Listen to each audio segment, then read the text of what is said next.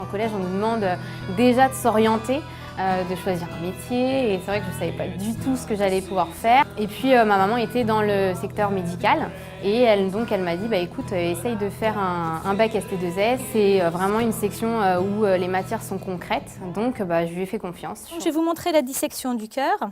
Donc je vous rappelle que le cœur il est composé donc de 4 cavités. Ici, vous avez les 2 oreillettes, on l'avait vu ensemble, et en dessous, une masse beaucoup plus importante, les 2 ventricules. Il y a des vaisseaux qui vont arriver donc aux oreillettes. Les vaisseaux qui arrivent au cœur, comment on les appelle? Les veines. Les veines, d'accord. Si je prends l'oreillette droite, vous avez la veine cave supérieure, et en dessous, la veine cave donc inférieure. Ces veines caves, elles proviennent d'où? De tous les organes du corps, donc du foie, du rein, etc. Donc ces vaisseaux vont contenir un sang qui est hématosé ou non hématosé? Non hématosé. Et donc on le représentera de quelle couleur?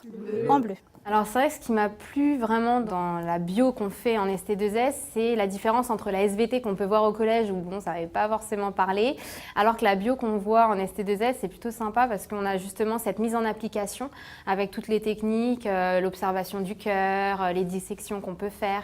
Et ça m'a vraiment parlé parce que du coup, ce qu'on apprenait en théorie, on le mettait ensuite en pratique. Et donc du coup, ce qui me paraissait abstrait au collège m'a paru tout de suite plus concret et c'est ça qui a fait que je me suis vraiment épanouie. Vous venez avec votre cuve prendre le cœur.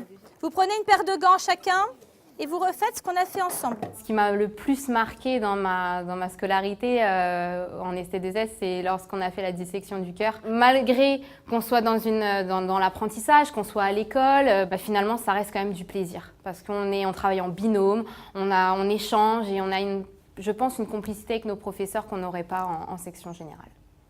On est en train d'essayer de montrer que le nerf sciatique il est relié au mollet en fait. Donc là le nerf il va donner l'information au muscle et du coup on essaie de montrer que les nerfs ils sont reliés donc de la moelle épinière au muscle, donc au mollet.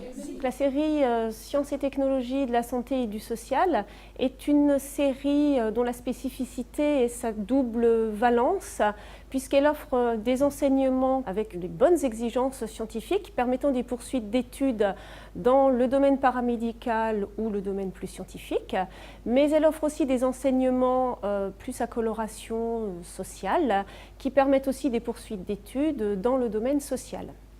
Les élèves s'orientent dans cette série par goût et au travers des objets d'études concrets qu'ils étudient, ils développent l'ensemble des compétences pour poursuivre des études supérieures longues dans les domaines donc paramédical, scientifique ou bien sûr social.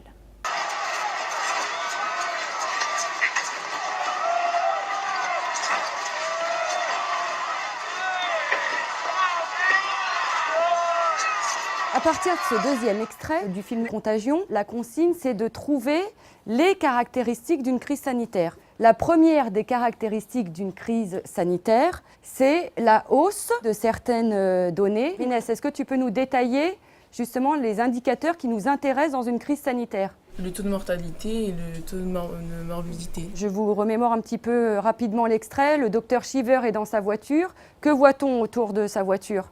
Oui, Lucie? Des manifestants. Et de qui? Pourquoi, d'après toi? Le gouvernement, il n'arrive pas à gérer la crise sanitaire et il y a une panique de la part de la population. Nous sommes partis d'un film, d'une situation donc fictive, pour arriver vers des situations réelles. L'idée est de faire acquérir aux élèves un certain esprit critique, de faire prendre conscience aux élèves de l'importance des informations. Aujourd'hui, on va procéder à la revue de presse. Vous allez vous mettre comme d'habitude par groupe de 2. Je vous laisse accéder à la presse présente sur la table. Un groupe ira présenter son travail de revue de presse et ensuite on fera un petit échange autour de ça. Est-ce que c'est bon? Vous savez ce que vous avez à faire? C'est parti.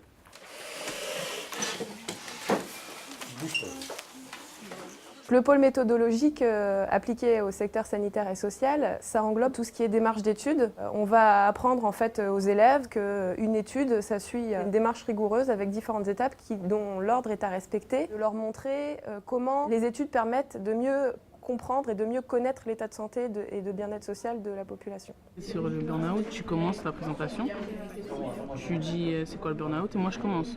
Mais on va plus être sur le dialogue, tu vois, genre on va pas trop lire le diaporama, tu vois. On va passer à la présentation orale de vos travaux. Du coup, vous enregistrez votre travail là sur clé USB. Nous allons vous présenter notre revue de presse de la semaine qui s'intitule Burnout au travail. On a pris ce sujet parce qu'on a remarqué qu'il y a eu un cas, le cas de Moritz, c'est un jeune de 21 ans qui est décédé de suite de fatigue. C'était une maladie qui est désormais reconnue et justement on voulait en parler dans la revue de presse. Ah, voilà. Le cours de philosophie, pour qu'il soit vivant, je m'inspire souvent de l'actualité pour proposer des pistes de réflexion aux élèves. Les élèves de terminale ST2S ont l'habitude de se confronter au journal télévisé ou à la presse, ce qui fait que le cours de philosophie est souvent assez vivant. Dans cette filière, ce qui est bien justement, c'est la relation qu'on a avec les professeurs. Il y a aussi des activités interdisciplinaires. On part interroger des professionnels, on mène une sorte d'enquête à l'aide des professeurs, on fait aussi des recherches documentaires. On va sur Internet chercher des documents, on vérifie les sources. On a des contacts avec des professionnels. On est parti au Resto du Cœur, on a pu discuter avec eux. Notre projet, c'est de savoir si les femmes qui sont bénéficiaires des Restos du Cœur, elles se sentent bien malgré leurs problèmes dans la vie de tous les jours. On découvre des personnes, on découvre des besoins, des problèmes dans la vie. On découvre des manières de travailler. On a aussi des guides d'entretien, des questionnaires, beaucoup de choses qui font qu'on peut bien cerner le sujet, on peut bien travailler avec l'aide de nos professeurs. Et je connaissais les Restos du Cœur, mais on va dire de loin, via la télé, les médias. Et même les Restos du Cœur aujourd'hui, même cet après-midi avec ma camarade, on va aller les aider.